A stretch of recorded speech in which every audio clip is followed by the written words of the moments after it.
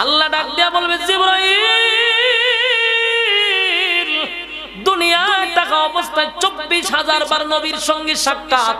জিবরাইল নবীর সঙ্গে 24,000 বার দেখা হয়েছে। সুবহানাল্লাহ। সেই জিবরাইলকে আবার অনুমতি দিবে হাসরের মাঠে। সর্বপ্রথম আমার বন্ধুরে জিবরাইল তুমি উঠায়া নিয়ে আসো। জিবরাইল রে আবার জীবিত করলো। জিবরাইল ওইটা দাঁড়াইলো, দাঁড়াইয়া পাগল পাগল পাগল হইয়া নবীর রওজা তালাশ করবে, নবীর রওজা। কিন্তু আল্লাহ নবীর রওজা তালাশ করে পাবে না।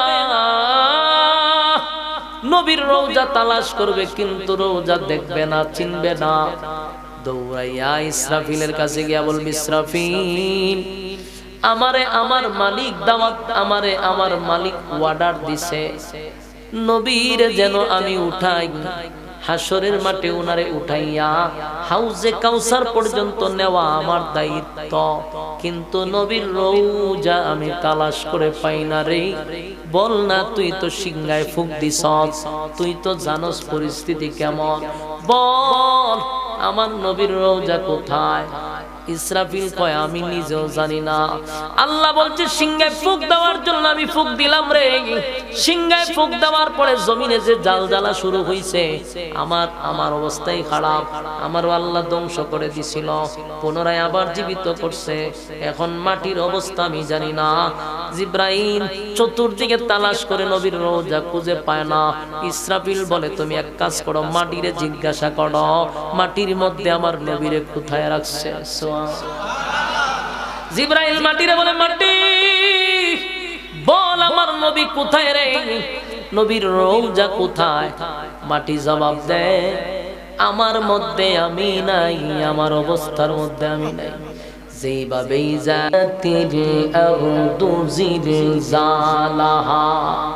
জমিনের মধ্যে যে জালজালা শুরু হয়েছিল, জমিনের মধ্যে যে উলট পালট হয়েছে, আমার মধ্যে আমি নাই, আমার মধ্যে আমি নাই।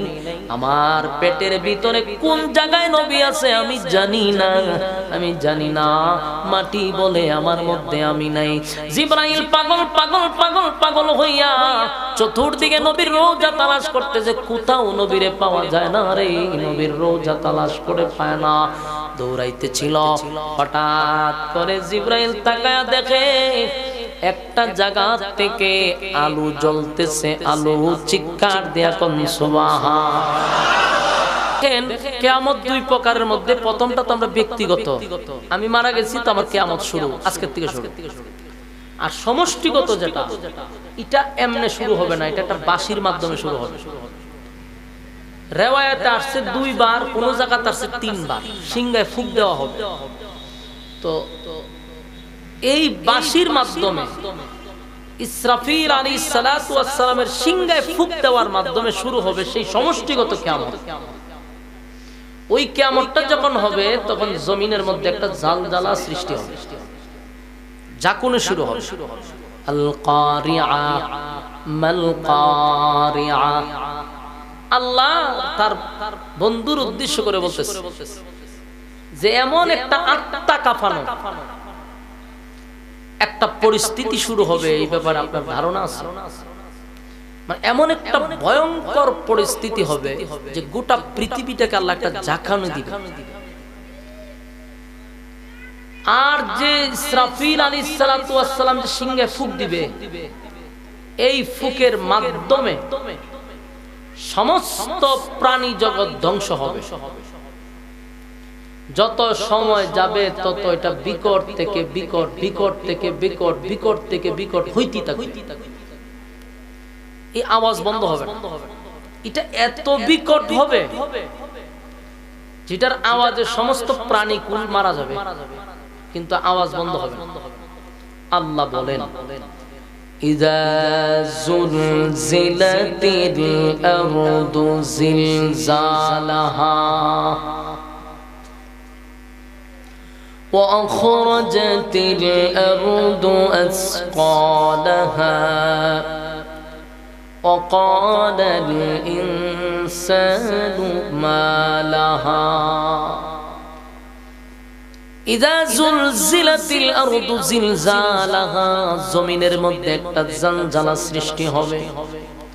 জমিনের মধ্যে কম্পন সৃষ্টি হবে, জমিনের মধ্যে জাকুনি শুরু হবে, ভয়াবহ একটা পরিস্থিতি শুরু হবে। কুল্লু মান আলাইহা ফান, আল্লাহ বলেন সব আমি ধ্বংস করে দিব, কিছুই রাখবো না, সব ধ্বংস হয়ে যাবে।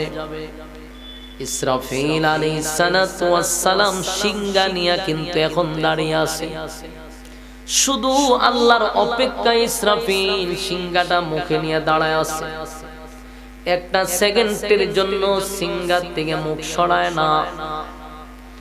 রাসূল আরবি সাল্লাল্লাহু আলাইহি সাল্লাম বলেন, মেরাজের রজনীতে যখন আমার আল্লাহ আমারে ইনভাইট করে আরশে আজিমে নিছিল, তখন প্রতি আসমানে আসমানে এক একজন ফেরেশতার সঙ্গে আমারে সাক্ষাৎ করায়া দিছে।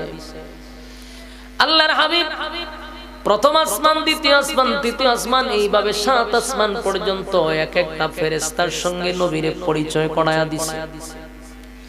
এক আসমানে গিয়া দেখে বিশাল আকৃতির একজন ফেরেশতা সিংহা মুখে নিয়ে দাঁড়ায় আছে।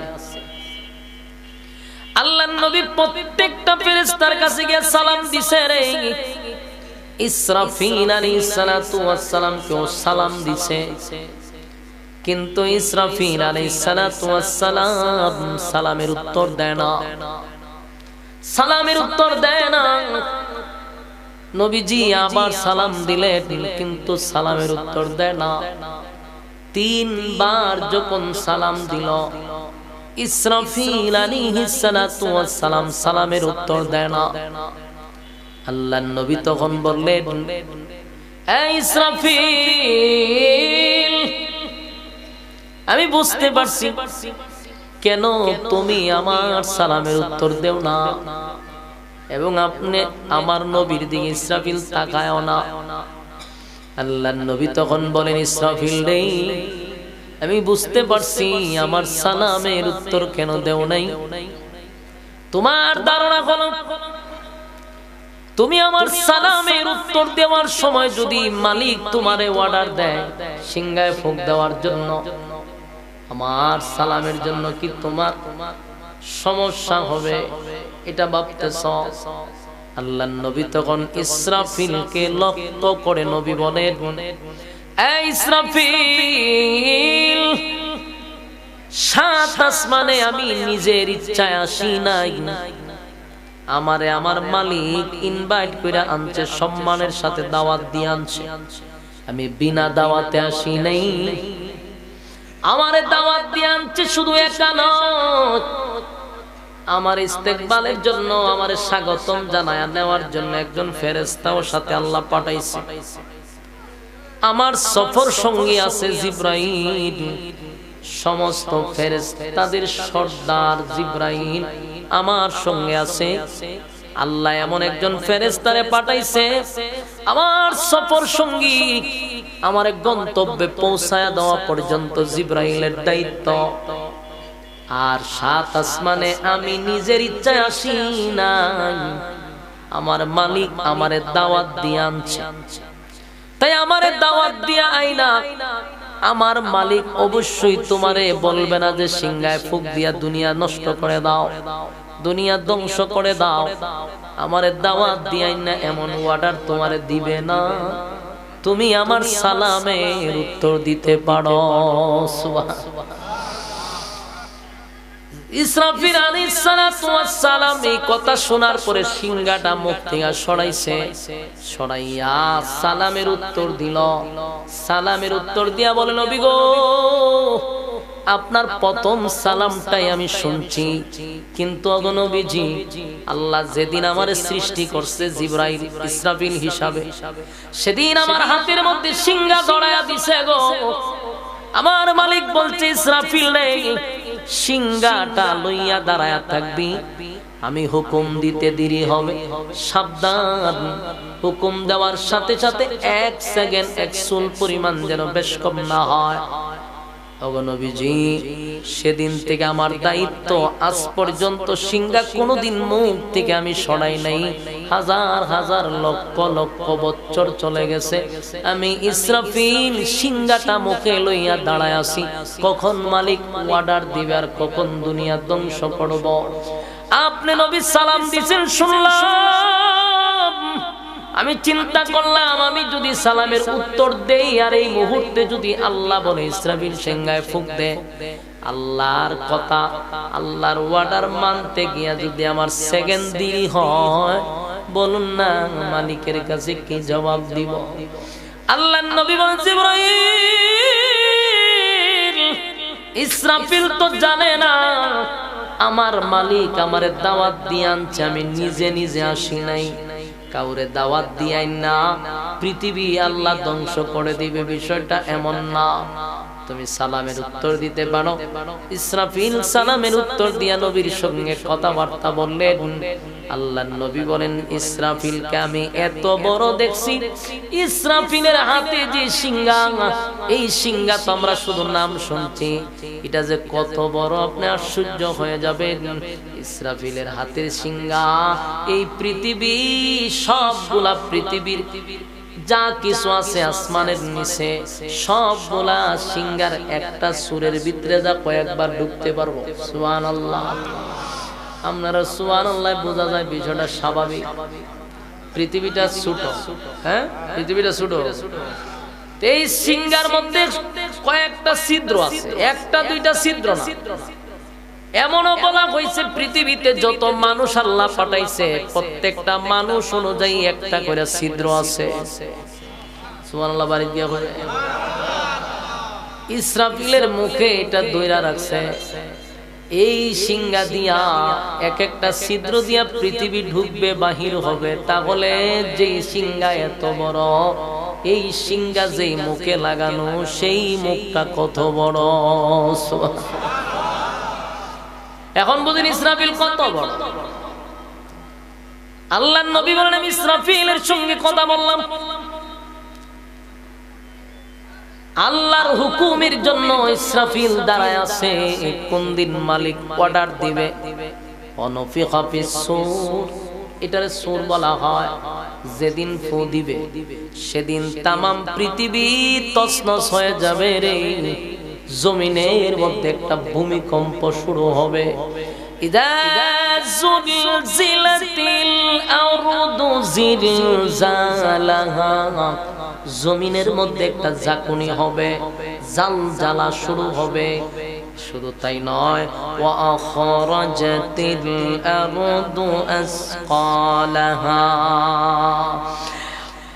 আল্লাহ রাব্বুল আলামিন বলেন জমিনের মধ্যে ঝাঁকুনি হবে। ওয়া আখরাজাতিল আরদু আসকালাহা, ঝাঁকুনির পরে ওয়া আখরাজাতিল আরদু আসকালাহা, জমিনের ভিতরে যা ছিল, জমিনের নিচে কিন্তু জমিনের পেটের ভিতরে কিন্তু সম্পদ আছে, দামি দামি দামি দামি সম্পদ আছে রে। এত দামি সম্পদ জমিনের পেটের ভিতরে, হীরা মণি মুক্তা স্বর্ণ সবগুলি সেদিন ঝাঁকুনির কারণে জমিন তার পেটের ভিতর থেকে সব বাহির করে দিবে। আপনার এলাকা সুবহানাল্লাহ, জমিনের পেটের ভিতর থেকে সব বাহির হয়ে যাবে, বাহির হয়ে যাবে। মানুষ দৃশ্যটা দেখবে, তেইকা বলবে, হায় হায়, এই সম্পদের জন্য নিজের ভাইকে হত্যা করলাম, এই সম্পদের জন্য আত্মীয়তার সম্পর্ক বিচ্ছিন্ন করলাম, এই সম্পদের জন্য আমি মানুষ হত্যা করলাম, এই সম্পদের জন্য কত পাপ কাজ করলাম। আজকে সেই সম্পদ আমাদের সামনে মাটি উগলায়া দেয়, পেটের ভিতর থেকে মাটি সম্পদ বাহির করে দেয়। কথা কি বুঝতেছেন? ইদা যুলজিলাতিল আরদু জিলজালাহা, জমিনের মধ্যে জালজালা শুরু হবে, জমিনের মধ্যে ভূমিকম্প শুরু হবে। ওয়া আখরাজাতিল আরদু আসকালাহা, আর এই জালজালা হওয়ার কারণে, ভূমিকম্প হওয়ার কারণে জমিন উগলায়া দিবে, উগলায়া দিবে, জমিনের ভিতর থেকে সব সম্পদ বাহির করে দিবে রে। জমিনের ভিতর থেকে সব বাহির হয়ে যাবে।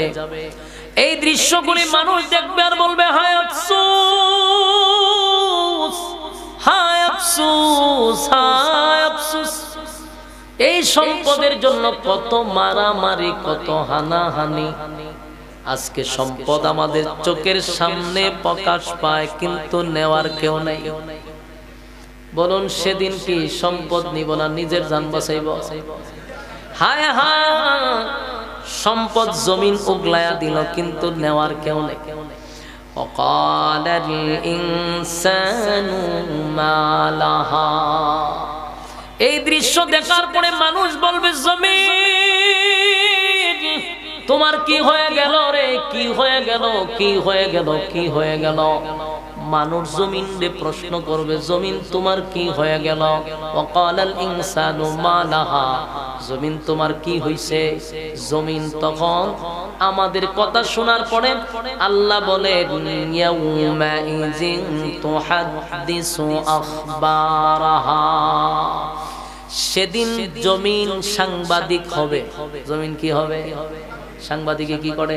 সংবাদ প্রচার করে, ঠিক নেই? সেদিন আল্লাহ বলেন জমিন কথা বলবে। সুবহানাল্লাহ। সেদিন জমিনের জবান আল্লাহ খুলে দিবে গো। কথা তো মন গড়া নয়, আল্লাহ কোরআনেই বলছে জমিন সেদিন কথা বলবে। উপায় থাকবে না, উপায় থাকবে না, উপায় থাকবে না। ইয়াউমা ইযিন তুহাদ্দিসু আখবারাহা, জমিন কথা বলবে। জমিনের জবান আল্লাহ খুলে দিবে। মানুষ বলবে বিআন্না রাব্বাকা আওহা লাহা। মানুষ যখন জমিনের কথা শুনবে বলবে তোমার কি হইল। বিআন্না রাব্বাকা আওহা লাহা, আল্লাহ কয় জমিন এমনে এমনে কথা বলে না। বিআন্না রাব্বাকা আওহা লাহা, তোমার রব জমিনকে নির্দেশ করছে, তাই জমিন কথা বলে। আমার যুবক ভাইরা, ওয়াকালাল ইনসানু মা লাহা, মানুষ বলবে জমিন আজকে কেমনে রে। জমিন তুমি কথা বলো, জমিন তুমি কথা বলো। জমিন কথা বলতে থাকবে। সেদিন আমাদের অপকর্ম, অপকর্ম যা আছে সেদিন আমি আপনি অস্বীকার করলেও কোনো লাভ হবে না, কারণ জমিন সেদিন সব বর্ণনা করতে থাকবে। কোন জায়গায় দাঁড়াইয়া, কোন জায়গায় দাঁড়াইয়া কোন কাজ করছেন আপনার বলার দরকার নাই, জমিন বলতে থাকে। আল্লাহ খালিয়া এলাকায় অমুক জায়গায় দাঁড়াইয়া আপনার বান্দা আপনার জমিনে দাঁড়াইয়া আপনার খাইয়া আপনার নিয়ামত ভোগ কইরা আপনার নাফরমানি করছে। সেদিন আপনি আমার জবান বন্ধ রাখছেন মালিক, আপনি আমার জবান বন্ধ রাখছেন গো, তাই তো সেদিন কথা বলার সাহস পাই নাই। আল্লাহ আজকে জবান খুলে দিছেন, তাই বললাম আপনার বান্দা আপনার নিয়ামত খাইছে, আপনার দেওয়া নিয়ামত খাইয়া আপনার নাফরমানি করছে। আমার জমিনের উপরে দাঁড়াইয়া অমুক জায়গায় এমুক জায়গায় দাঁড়াইয়া আপনার বান্দা অমুক কাজটা করছে, আপনি অস্বীকার করবেন কেমনে? জমিনেই তো আপনার সব খুলে দিবে। বিআন্না রাব্বাকা আওহা লাহা, আল্লাহ জমিন এমনে এমনে কথা বলে না, তোমার রব জমিনে কথা বলার শক্তি দিবে। আমার যুবক ভাইরা, ভয়াবহ একটা পরিস্থিতি হবে। এই পরিস্থিতিটা এমন হবে, একদিকে সিংহার ফুকের আওয়াজ, যত সময় যাবে খালি বিকট থেকে বিকট, বিকট থেকে বিকট, বিকট থেকে বিকট। একটা সময় এই আওয়াজের কারণে সমস্ত প্রাণী কুল মারা যাবে। কোন প্রাণী বলতে কিছু থাকবে না, সব শেষ। সমস্ত প্রাণী কুল মারা যাবে। মারা যাওয়ার পরেও শব্দ বন্ধ হবে না, যত সময় যাবে তত খালি বাড়তেই থাকবে, বাড়তেই থাকবে, বাড়তেই থাকবে। এটার এত আওয়াজ, এত বিকট আওয়াজ, এই পৃথিবী থেকে সূর্যটা হইল 13 লক্ষ গুণ বড়। কত লক্ষ? এই সূর্য হলো 13 লক্ষ গুণ বড়। এত বড় সূর্যটা, এটার আওয়াজে সূর্যটা পৃথিবীর থেকে 13 লক্ষ গুণ বড়। বলুন তো দেখি, শুধু সূর্যটা যদি এইভাবে পড়ে পৃথিবী তালাশ করে পাওয়া যাব? কারণ পৃথিবীর থেকে এটা 13 লক্ষ গুণ বড়। সূর্যের আলোটা এখান থেকে প্রায় 3 কোটি উপরে, এটার উচ্চতা 9 কোটি 30 লক্ষ। কয় কোটি? 9 কোটি 30 লক্ষ মাইল উপরে হইল সূর্য। 13 লক্ষ গুণ বড়। এত বড় সূর্য যদি পৃথিবীতে পড়ে রে, পৃথিবী তালাশ করে পাওয়া যাবে না। কিন্তু ইসরাফিল আলাইহিস সালাতু ওয়াস সালামের সিংহার ফুকের আওয়াজে সূর্যটা পর্যন্ত টুকরা টুকরা হয়ে যাবে, টুকরা টুকরা হয়ে যাবে। সূর্যের থেকে আরো বড় হইল তারকা। যে তারকা আসমানে ঝুলে আছে, ছোট ছোট দেখা যায়, এই তারকা সূর্যের থেকে আরো কোটি গুণ বড়। সুবহান। তারকার সংখ্যা কত মালিক ছাড়া কেউ জানে না। এত অসংখ্য তারকা আল্লাহ আকাশে ঝুলায় রাখছে, এক একটা তারকা সূর্যের থেকেও বড়। এই তারকাগুলি ছুটে ছুটে জমিনে পড়বে, সূর্য ভেঙে যাবে, আটলান্টিক মহাসাগর আগুন ধরে যাবে, প্রশান্ত সাগর, ভারত সাগর, আরব সাগর, বঙ্গোপসাগর, নদী নালা সবগুলার মধ্যে আগুন ধরে যাবে। পাহাড় থাকবে না, তুলার মতো উঠতে থাকবে, ধুলা হয়ে যাবে। আল্লাহ কইজা জুলজিলাতিল আরদু জিলজালাহা, জমিনের মধ্যে ঝাঁকুনি শুরু হবে, ভূমিকম্প শুরু হবে, পরিস্থিতি বড় ভয়াবহ হবে। বিশ্ব পরিস্থিতির পরিসমাপ্তি আল্লাহ ঘটায়া দিবে। থাকবে না, কিছুই থাকবে না, সব ধ্বংস হয়ে যাবে রে। আল্লাহ বলবেন, মালাকুল মউত আজরাইল, কি পরিস্থিতি, আর বাকি আছে কি? বলে আল্লাহ, পৃথিবীতে আর কিছু নাই, প্রাণীকুল সব ধ্বংস হয়ে গেছে, নাই কিছু নাই, সব শেষ করে দিছি। আল্লাহ কয়, তুমি ছাড়া আর 4 জন ফেরেশতা ছাড়া, আরশ বহনকারী ফেরেশতা ছাড়া, আসমানের যত ফেরেশতা আছে, 7 আসমানের 7 তমক জমিনের যত জায়গায় যত ফেরেশতা আছে, সব ফেরেশতাদেরকে ধ্বংস করে দাও। কুল্লু মান আলাইহা ফান, সব ধ্বংস, সব ধ্বংস। এই আসমান জমিনের যত ফেরেশতা আছে, সব ফেরেশতা কুল ধ্বংস। শুধু আরশ বহনকারী ফেরেশতা আছে, জিবরাইল, মিকাইল, ইসরাফিল, আজরাইল, বাকি আর আরশ বহনকারী ফেরেশতা বাদে সব শেষ। এইদিকে কোন প্রাণী কুল শেষ, ফেরেশতা কুল শেষ, সব ধ্বংস। আল্লাহ কয়, আর বাকি আছে কে? মালাকুল মউত আজরাইল বলেন, মালিক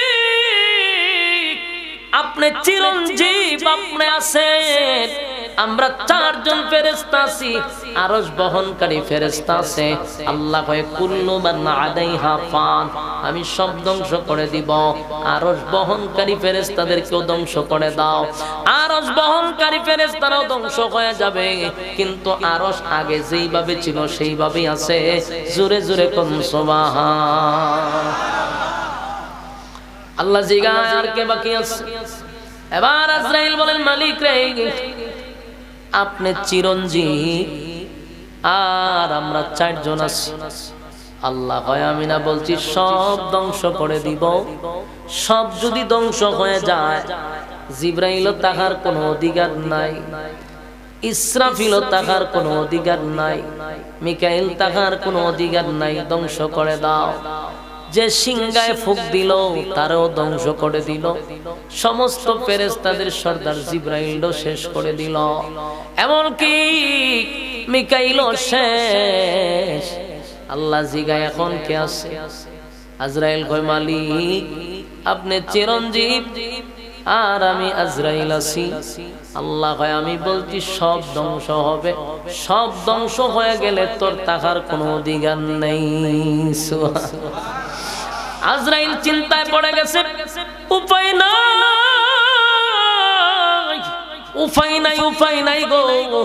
আজরাইল চিৎকার দিয়া বলে, মালিক রে, আমারে না দায়িত্ব দিলেন সবার রূহ নেওয়ার জন্য, আল্লাহ আপনি কি আমারও ধ্বংস করে দিবেন? আজরাইল ভয়ে তরতর করে কাঁপতেছে, আল্লাহ আমারও কি ধ্বংস করে দিবেন? আল্লাহ কয়, এতদিন তুই সবাইরে ধ্বংস করলি, আজকে তুইও ধ্বংস হবি। আজরাইল কয়, আল্লাহ আমারে কেমনে ধ্বংস করবেন? আল্লাহ কয়, আমার হুকুম তোরে ধ্বংস করে দিবে। এই কথা বলার সাথে সাথে আজরাইল এমন জোরে চিৎকার মারা শুরু করলো।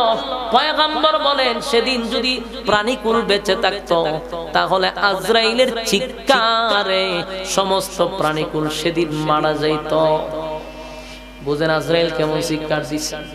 আল্লাহ কয়, আমার হুকুমেই তোরে ধ্বংস করে দিবে। এবার মালিক আজরাইলও ধরল, আজরাইলও শেষ। এখন বলুন বাকি আছে কে? আল্লাহর কোন মৃত্যু আছে? আল্লাহ কারো কাছ থেকে জন্ম নেয় না, কাউরে জন্ম দেয় না। সুবহানাল্লাহ। লাম ইয়ালিদ ওয়া লাম ইউলাদ। আল্লাহ কয়, আমি কারো কাছ থেকে জন্ম নেই না, আমি কাউরে জন্ম দেই না। ওয়ালাম ইয়াকুল লাহু কুফুয়ান আহাদ। আমার সমকক্ষ, আমার সমতুল্য কেউ নাই। জোরে জোরে কোন সুবহান। আমার যুবক ভাইরা, মালিক ছাড়া কেউ নাই, আল্লাহ এক অদ্বিতীয়। এবার আর কেউ নাই, কেউ নাই, শুধু মালিক একা রাজত্ব নিয়ে বসা। আল্লাহ তখন একা একা নিজে নিজেই বলবে, লিমানিল মুলকুল ইয়াউম। আল্লাহ নিজে নিজেই বলবে, এই পৃথিবীর রাজা বাদশারা কই? এতদিন তোরা রাজত্ব করলি, আমি তোদেরকে ক্ষমতা দিছিলাম, তোদেরকে আমি ক্ষমতা দিছিলাম, ক্ষমতা পাইয়া তোরা অপব্যবহার করছস। এই পৃথিবীর রাজা বাদশারা, আমি তোদেরকে ধন দিলাম, আমি তোদেরকে মাল দিলাম, ক্ষমতা দিলাম, সব দেওয়ার পরে আমি আল্লাহর নাফরমানি করছস, আমি আল্লাহর বিরোধিতা করছস। ক্ষমতা পাইয়া ক্ষমতার অপব্যবহার করছস, মানুষের উপরে জুলুম করছস, মানুষের অধিকার নষ্ট করছস। আজকে কই একটু দাঁড়া, আজকের রাজত্ব কার? একটু দাঁড়া। সেদিন আর কোনো শব্দ নাই, সেদিন কোনো সাউন্ড নাই, নীরব, একেবারে নীরব, কেউ নাই, কেউ নাই, কেউ নাই, মালিক ছাড়া কেউ নাই। আল্লাহ একা হয়ে গেছে, কেউ নাই। সেদিন আল্লাহ নিজে নিজে নিজে নিজেই বলবে, যখন কোনো শব্দ নাই, নিজেই বলবে, লিল্লাহিল ওয়াহিদিল কাহ্হার। আজকে রাজত্বের মালিক আমি, আজকে রাজত্বের একক মালিকানা আমার। কেউ আজকে রাজত্ব করবে না। আল্লাহ নিজেই বলবে, আমি হলাম আজকের রাজত্বের মালিক। আল্লাহ একা, সব শেষ, সব শেষ। আমার যুবক ভাইরা, প্রথম সিংহা এবং দ্বিতীয় সিংহার মাঝখানে লম্বা একটা গ্যাপ থাকবে। গ্যাপটা হইল 40 বছর হইতে পারে, 40,000 বছর হইতে পারে, 40 মাস হইতে পারে। এটার কোনো নির্দিষ্ট লেখা নাই, শুধু বলা হয়েছে 40। এখন এটা 40 মাস, 40 বছর, 40,000 বছর। এরপরে আরেকটা সিংহায় ফুক দিবে, আরেকটা সিংহায় যিনি ফুক দিবে উনি তো ইসরাফিল, ঠিক না? কিন্তু ইসরাফিল কি এখন আছে? সব শেষ। আল্লাহ আবার সর্বপ্রথম ইসরাফিল আলাইহিস সালাতু ওয়াস সালামকে বলবে, উঠ। আল্লাহর হুকুমে দাঁড়ায় যাবে। সুবহানাল্লাহ। আল্লাহ সর্বপ্রথম ইসরাফিলকে আবার দাঁড় করাবে, দাঁড় করায় বলবে, ইসরাফিল রে, দ্বিতীয় সিংহায় ফুক মার। দ্বিতীয় সিংহায় যখন ফুক দিবে, এটার কাজ হইল, প্রথম সিংহায় ফুক দিছিল সব ধ্বংস, দ্বিতীয় সিংহায় যখন ফুক দিবে সব মানুষের ভিতরে, প্রত্যেকটা প্রাণীর ভিতরে রূহ আসবে। সুবহানাল্লাহ। দ্বিতীয় সিংহে ফুঁক দিলে রূহ আসবে। কাদা মাটির নিচ থেকে মানুষগুলা লড়াচড়া করবে। সুবহানাল্লাহ।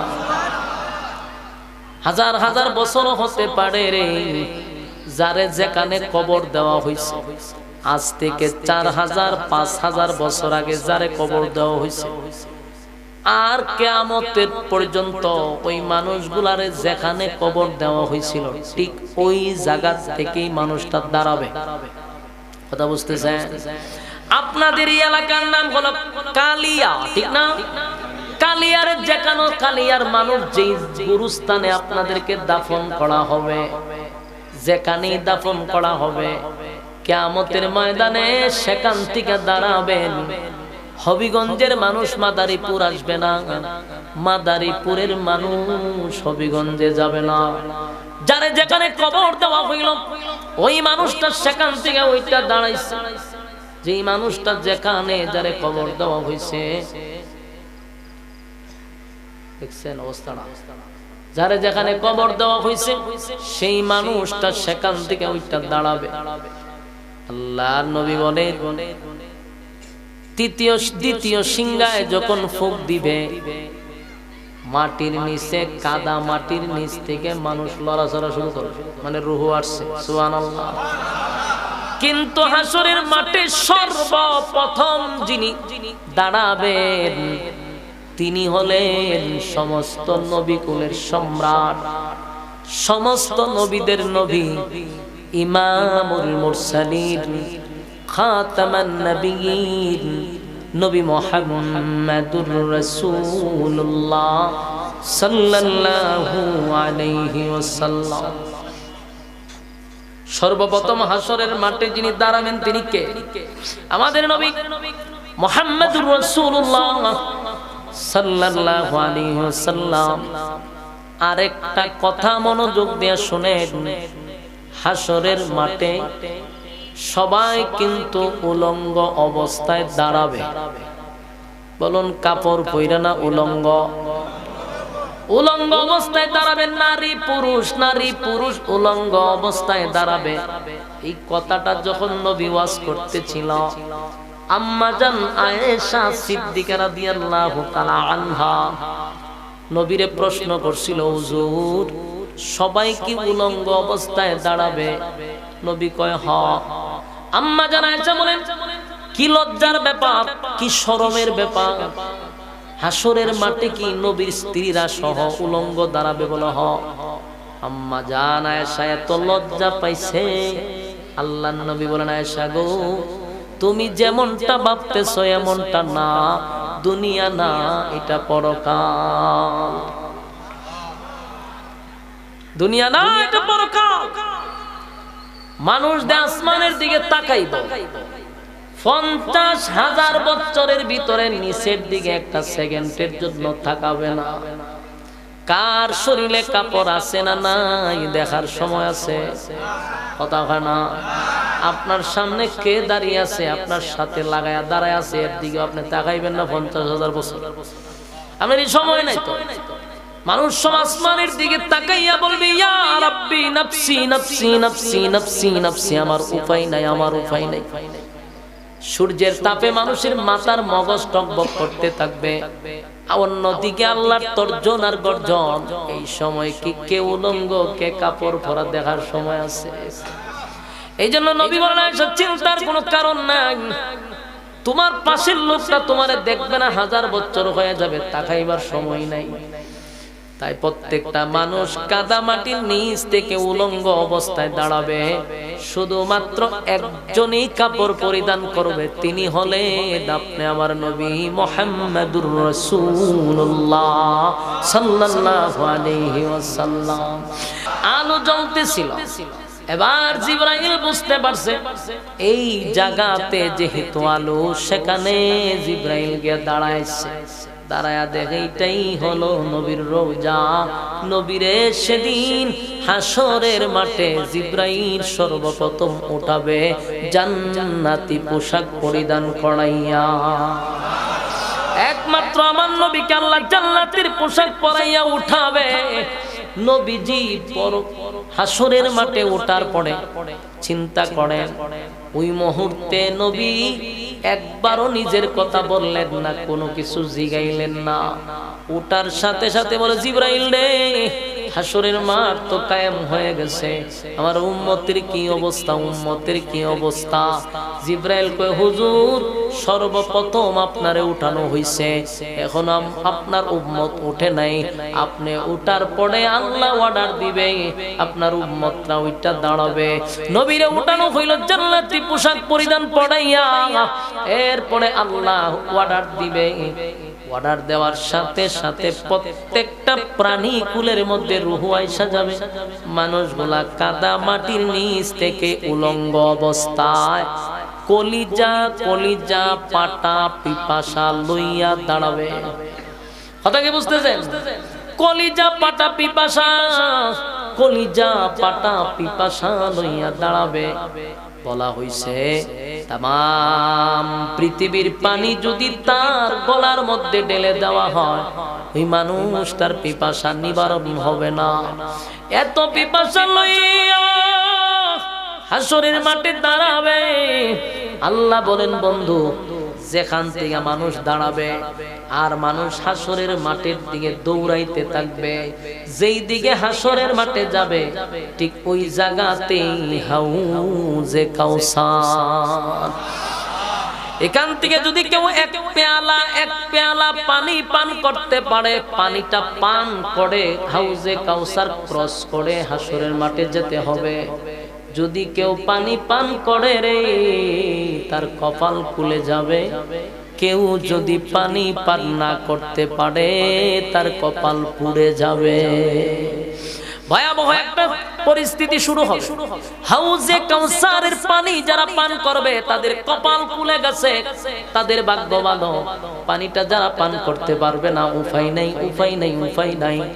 কারণ এমনিতেই কলিজা পাটা পিপাসা লইয়া দাঁড়াবে। অন্যদিকে হলো জিহ্বাটা বাহির হয়ে থাকবে। এই পানিটার এত পাওয়ার, এত পাওয়ার, যদি নবীর হাতের পানি কেউ পান করতে পারে, কমপক্ষে 50,000 বছর পানির পিপাসা লাগবে না। এই পানির এত স্বাদ, এই পানির এত পাওয়ার, এই পানিটা দুধের চেয়েও সাদা, এই পানিটা মধুর চেয়েও মিষ্টি গো, এই পানিটা মেশকে আম্বরের চেয়েও বেশি গ্রাম। এই পানির এত পাওয়ার। আল্লাহর নবী বলবেন, সেদিন আমি তাকায়া দেখব দলে দলে দলে দলে দলে দলে মানুষগুলা আসতেছে, মানুষগুলা যাকে যাকে যাকে যাকে নবীর কাছে আসতেছে। কারণ হাসরের মাঠে যাইতে হলে এই হাউজে কাউসারকে ক্রস করে যেতে হবে। তাই আল্লাহর নবী জান্নাতি পেয়ালা লইয়া দাঁড়ায় আছে রে। এক পেয়ালা পানি উম্মতকে নবী পান করায়া দেয়। এই পানি পান করলে তার ভাগ্য পরিবর্তন। তাই নবী তাকায়া দেখে দলে দলে দলে দলে হাজার হাজার মানুষ নবীর কাছে আসতেছে পানি পান করার জন্য। নবী দেখতেছে উম্মতেরা দলে দলে অংশগ্রহণ করতেছে। এত উম্মত, কোটি কোটি কোটি কোটি হাজার কোটি উম্মতেরা দলে দলে দলে দলে কলিজা পাটা পিপাসা লইয়া নবীর কাছে আসতেছে। এক পেয়ালা পানি পান করবে, হাসরের মাঠে যাবে। কিন্তু আফসোসের ব্যাপার হলো এই পানি সবাই পান করতে পারবে না। আফসোসের ব্যাপার হলো এই জায়গায় এই আশিকে রাসূল মাদারীপুরের ভাইয়েরা, কথাগুলি এখন একটু মনোযোগ দেন। আলোচনা আমার শেষ হয়ে যাচ্ছে, অল্প সময় কয়েক মিনিট আমি গুছায়া নিচ্ছি, একটু মনোযোগ দেন। হাউজে কাউসার এটা সাধারণ কোনো কথা না। আল্লাহ নবীরে খুশি করছিল দুনিয়ায়, ইন্না আ'তাইনাকাল কাউসার। এই হাউজে কাউসার আমার নবীরে আল্লাহ গিফট করছে, এটা অন্য কোন নবীরে দেয় নাই। আদম নবীর আল্লাহ কাউসার দেয় নাই, ঈসা নবীরে দেয় নাই, নূহ পয়গম্বর 950 বছর কাঁদছে আল্লাহ হাউজে কাউসার দেয় নাই, আদম নবী 350 বছর কাঁদছে তারে দেয় নাই, এমনকি ইব্রাহিম খলিলুল্লাহ অসংখ্য পরীক্ষায় উত্তীর্ণ, কিন্তু আল্লাহ হাউজে কাউসার দেয় নাই। শুধুমাত্র আমার নবীরে এই হাউজে কাউসার দান করছে। এবার নবী দেখবে দলে দলে দলে দলে উম্মতেরা পানি পান করতে আসে, কাছাকাছি যখন নবীর চলে আসে কাছাকাছি, তখন নবীও তাদেরকে দেখে না, তারাও নবীরে দেখে না। কি পরিস্থিতি হবে? আল্লাহর নবী আশ্চর্য হয়ে যাবে, দলে দলে দলে দলে উম্মতেরা পানি পান করতে আসলো রে, নবীর কাছে আসলে নবী দেখে না, তারাও নবীরে দেখে না, নবীও তাদেরকে দেখে না। আল্লাহর নবী আশ্চর্য হইয়া চিৎকার দিয়া বলবে, মালিক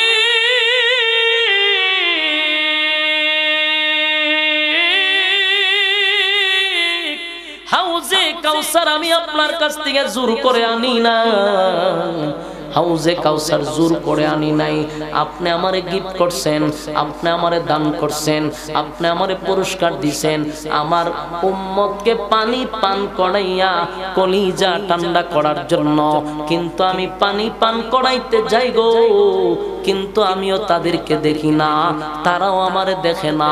এমনটা কেন কথা হইল? এমনটা কথা ছিল না। আপনি আমার উম্মতকে পানি পান করানোর জন্য হাউজে কাউসার দিলেন গো মালিক, কিন্তু পানি পান করাইতে যায় আমি উম্মত দেখি না, উম্মত আমারে দেখে না। এমনটা কেন হয়ে গেল? এমনটা কেন হয়ে গেল? আল্লাহ তার বন্ধুরে ডাক দিয়া বলে, বন্ধু আমি যা জানি আপনি নবী তা জানেন না। আল্লাহ ডাক দিয়া বলে, বন্ধু আপনার দিল মাকা দরদ লইয়া, আপনি রহমতের নবী, বরকতের নবী, আপনার দিল মাকা দরদ লইয়া উম্মতকে পানি পান করার জন্য দাঁড়ায় আছেন, উম্মতরে এক পেয়ালা পানি পান করাবেন সেই আশায় আপনি দাঁড়ায় আছেন, কিন্তু মাঝখানে তারা আসলে পড়ে আপনি দেখেন না। এর একটা কারণ হলো বন্ধু, মাঝখানে এদের মাঝখানে আর আপনার মাঝখানে পর্দা ফালায়া দিছি। আপনি নবী চাইলেও দেখবেন না, তারাও চাইলে আপনারে দেখবে না, আমি আল্লাহ মাঝখানে পর্দা দিয়া দিছি। আল্লাহ নবী বলেন, মালিক গুনাহগার উম্মতের কলিজা পাটা পিপাসা, হাসরের মাঠে সূর্য হবে মাথার উপরে, জমিন হবে তামা। এই পরিস্থিতিতে যদি পানি পান না করে উম্মতের উপায় থাকবে না। আল্লাহ কেন গো পর্দা ফালায়া দিলেন? আমি কেন দেখি না, তারা কেন দেখে না? আল্লাহ কয়, বন্ধু আমি এই জন্যই পর্দা ফালাইছি, যাদেরকে আপনি মহব্বত করে পানি পান করাইতে চান, তারা দুনিয়াতে আপনার রেখে যাওয়া ইসলাম পালন করে নাই, আপনার দান দান বাঙ্গা ইসলাম তারা পালন করে নাই, আপনার রক্ত জড়ানো ইসলাম পালন করে নাই, আপনার আমানত রেখে যাওয়া ইসলাম পালন করে নাই, তারা মন গড়া ইসলাম পালন করছে, তারা বাপ দাদাদের ধর্ম পালন করছে। আপনি নবীর তরিকায় চলে নাই, আপনি নবীর এতাআত করে নাই, আপনি নবীর অনুসরণ অনুকরণ করে নাই, কোরআন সুন্নাহ অনুযায়ী জীবন যাপন করে নাই। তারা ফির ফকিরদের কথা শুনা জীবন চালাইছে, এরা কোরআন হাদিস অনুযায়ী জীবন চালায় নাই। তাই আমি আল্লাহ আপনি নবীর বরকতি হাতের পানি এদেরকে পান করাবো না, এই সিদ্ধান্ত আমি আল্লাহর। আল্লাহর নবী সেদিন নবী চিৎকার দিয়া বলবে, উম্মতেরা শুন, আমি না রক্ত জড়াইলাম, আমি তায়েফের ময়দানে রক্ত জড়াইছি, উহুদের ময়দানে দান ভাঙছি। উম্মতেরা রে, আমার শরীরে একটা মশা মাছি বসে নাই, সেখানে আমি পাথরের আঘাত সহ্য করছি। ইসলামটাকে পরিপূর্ণ কমপ্লিট করে তোদের কাছে আমানত রেখে আসলাম, আমার রেখে যাওয়া ইসলাম পালন করলি না, বাপ দাদার ধর্ম মানলি, কোরআন সুন্নায় জীবন কাটাইলি না। আজকে আমি নবী তোদেরকে দেখি না, তোরা আমারে দেখস না। এমন উম্মতের আমারও দরকার নাই। নবীন সেদিন জুরে জুরে বলবে সুহকান সুহকান লিমান গায়রা বাদি, দূর হয়ে যা দূর হয়ে যা। এমন উম্মতের আমার কোনো দরকার নাই। নাউজুবিল্লাহ। এই মাদারীপুরের বায়না, এই জায়গাটা কত ভয়ঙ্কর। কথাটা শুনতে আপনাদের কাছে কেমন লাগলো জানি না, কিন্তু এই কথাটা দিলে ধাক্কা লাগার মতো। হাসরের মাটিটা ভয়ঙ্কর, কেউ কারো হবে না। আপনার মামলা লড়ার মতো কেউ নাই সেখানে। ছোট ভাই নাই, বড় ভাই নাই, পাতিনাতা নাই, সাতিনাতা নাই, কেউ আপনার পাশে দাঁড়াবে না। আপনার মামলা কেউ লড়বে না, আপনারে কেউ জামিনে মুক্তি দিবে না। সেখানে আপনার কেউ নাই। আল্লাহ নিজেই কোরআনে বলেন, ইয়াউমা ইয়াফিরুল মারউ মিন আখিহি ওয়া উম্মিহি ওয়া আবিহি ওয়া সাহিবাতিহি ওয়া বানিহি। আল্লাহ বলেন, মা তার সন্তানের পরিচয় দিবে না, সন্তান মার পরিচয় দিবে না, বাবা সন্তানকে দেখার পরেও পরিচয় দিবে না, সন্তান বাবারে দেখার পরে পরিচয় দিবে না। মোট কথা কেউ কারো না, কেউ কারো না, কেউ কারো না। সেদিন শুধু একমাত্র একজনই আমাদের জামিনে মুক্তি দেওয়ার মতো পাওয়ার রাখে। সেদিন একজনই আমাদের ব্যাপারে সুপারিশ করার মতো ক্ষমতা রাখে, তিনি হলেন আমাদের রাসূল। সেই রাসূল যদি বলে দূর হয়ে যা দূর হয়ে যা, এমন উম্মতের দরকার নাই। কসম খোদার, উপায় থাকবে না। হাসরের মাঠে কেউ কারো হবে না। নবী যদি সুপারিশ না করে রে, এই দেশের অনেক পীরেরা কিন্তু, অনেক পীর মাশায়েখরা কিন্তু মুরিদানরে বোঝায় হাসরের মাঠে আমরা সুপারিশ করব।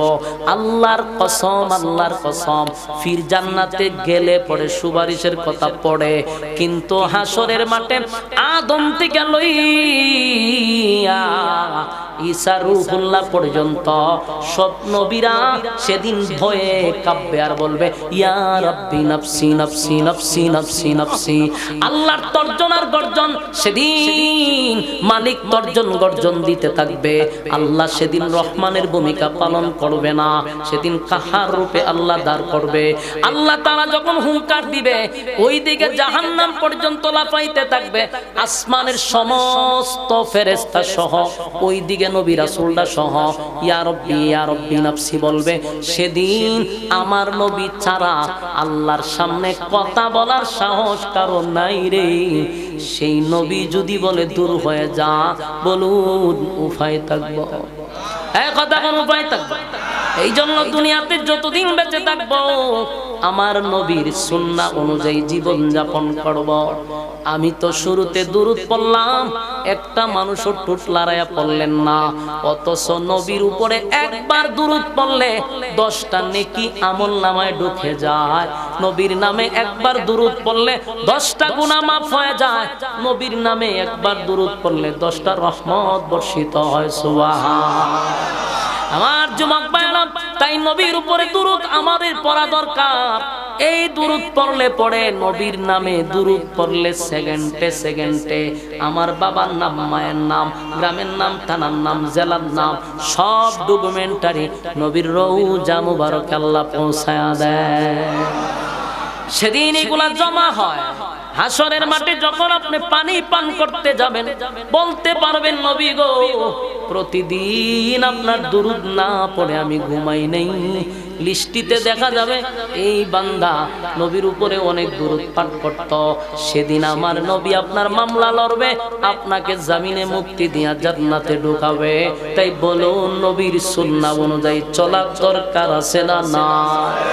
আমার যুবক ভাইরা, কারা কারা প্রতিদিন কমপক্ষে নবীর দুরূদ পড়বেন 10 বার? কারা কারা হাত তুলে দেখায়?